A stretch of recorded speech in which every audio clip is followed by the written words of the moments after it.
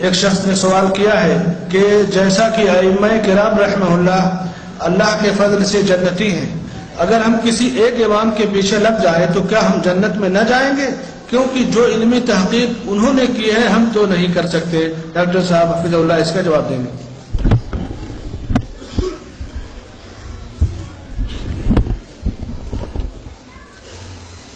واقعی اگر آپ ایک امام کے پیچھے لگ جائیں آپ جنتی ہیں، کوئی شک نہیں۔ اگر آپ ایک امام کے پیچھے لگ جائیں آپ جنتی ہیں، کوئی شک نہیں۔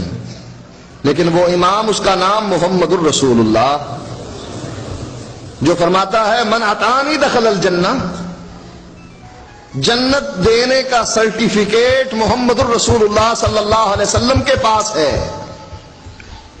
اگر کوئی اس امام کے پیچھے چلے جنتی ہے، کوئی شک نہیں۔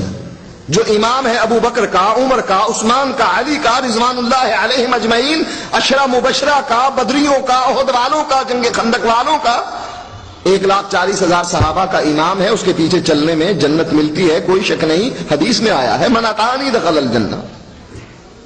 لیکن جس کے بارے میں آپ کا خیال ہے کہ ہم خود ایک امام بنائیں اور اس کے پیچھے چلیں، اللہ نے گارنٹی اس کی دی ہے کہ اس کے پیچھے چلنے پر جنت ہے، اور اللہ کے نبی نے اپنے بارے میں خود کہہ دیا من اتانی دخل الجنہ ومن عصانی فقد ابا۔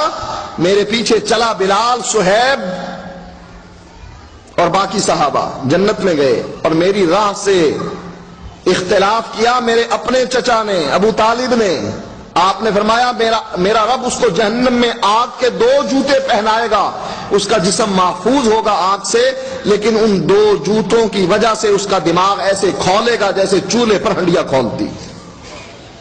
اس امام کے پیچھے چلو جنت ملے گی، حقیقت ہے، کتاب و سنت کہتی ہے۔ لیکن جس کے بارے میں تم کہتے ہو کہ اس کی تقلید کرنا، اس کے پیچھے چلنے میں جنت ملتی ہے، کس نے کہا؟ اس کے پیچھے چلنے میں جنت ملتی ہے، قرآن میں ہے، حدیث میں ہے۔ اس کے پیچھے چلنے پر جنت ملتی ہے، کس نے کہا؟ کوئی دلیل تو ہونی چاہیے نا۔ بھئی یہ 4 امام کس نے بنائے، اور ان میں سے ایک کو مقرر کر کے کہا کہ جو کچھ یہ کہے گا وہی کچھ کروں گا، یہ کس نے کہا؟ ان 4 اماموں نے بھی منع کر دیا کہ نہ یہ کام نہ کرنا۔ امام ابو حنیفہ رحمۃ اللہ علیہ نے منع کر دیا کہ جب میری بات نبی کی بات کے مقابلے میں آ جائے فَاتْرُكُوا قَوْلِي بِخَبْرِ رسول اللہ صلی اللہ علیہ وسلم، میری بات کو اٹھاؤ اور فَاضْرِبُوا عَلَى الْحَائِطِ، دیوار پر دے مارنا، اس لیے کہ یہ نبی کی حدیث کے مقابلے میں آ گئی۔ یہی بات امام شافعی سے، یہی بات امام مالک سے۔ امام مالک فرماتے ہیں مسجد نبوی میں درس دیتے ہوئے ہر آدمی کی بات کو رد کیا جا سکتا ہے سوائے اس قبر والے کی بات۔ اور یہی بات امام احمد فرماتے ہیں کہ میری تقلید نہ کرنا، اوزائی کی نہ کرنا، ان لوگوں کے پیچھے نہ چلنا جس کو مالک کہا جاتا ہے، شافعی کہا جاتا ہے۔ فرمایا خذوا من حیث اخذوا، دین وہاں سے لینا جہاں سے انہوں نے لیا ہے۔ دین کا سرچشمہ یا کتاب ہے یا سنت ہے۔ ان 2 چیزوں کو 4 اماموں نے کہا کہ ہماری تقلید نہ کرنا۔ اب تقلید جو قطعاً حرام ہے وہ یہ ہے کتاب و سنت کچھ کہتی ہے اور امام کچھ کہتا ہے۔ اگر کوئی شخص کتاب و سنت کے مقابلے میں اپنے امام کی بات اور اس کی آراء کو ترجیح دیتا ہے، اللہ کی قسم ہے کہ یہ انسان کبھی جنت میں نہیں جائے گا۔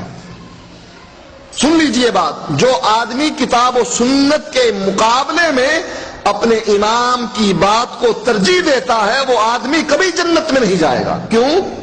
قرآن کہتا ہے مَن يُشَاقِقِ الرَّسُولَ مِن بَعْدِ مَا تَبَيَّنَ لَهُ الْهُدَىٰ وَيَتَّبِعْ غَيْرَ سَبِيلِ الْمُؤْمِنِينَ نُوَلِّهِ مَا تَوَلَّىٰ وَنُصْلِهِ جَهَنَّمَ وَسَاءَتْ مَصِيرًا۔